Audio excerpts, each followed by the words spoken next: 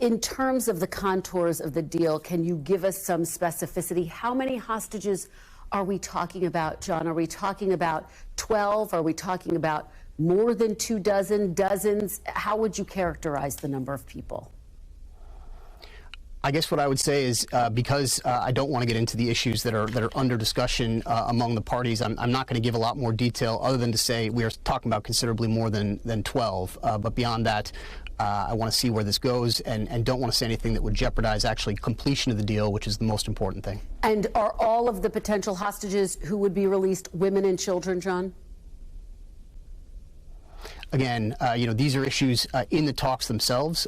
These are issues under active discussion among the parties. So I think it would not be helpful to the completion of the deal, which is our biggest priority, to start to lay those out in public at the right time. And certainly if this deal is completed, we will have a lot more to say about how it all got done. But right now, the priority is actually getting it done. I know you can't say a whole lot. I have to keep trying. Are we talking about a prisoner exchange, John? I mean, again, what you're talking about, what you're asking me about, quite understandably, it's your job, is topics that are at issue directly among the parties and in the talks. And so my laying those out in public, we believe, is not actually helpful to getting this deal across the line. But these are exactly the topics that are under discussion. I just want to leave it to them and give them the space and the privacy to be able to work this out and get the deal completed before we start detailing these things on television. I understand, but just big picture, would it include what, frankly, so many people all around the globe have been calling for, which is a ceasefire? Are we talking about a ceasefire for several days? I believe 5 days has been reported.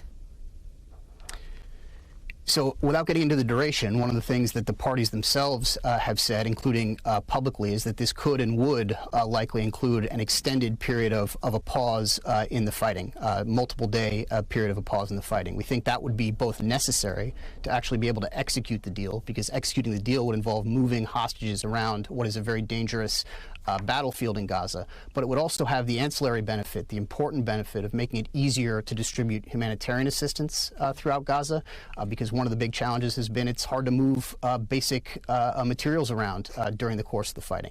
It would enable us, we believe, to get more humanitarian assistance into Gaza. That's a priority under any circumstances, even if there is no hostage deal.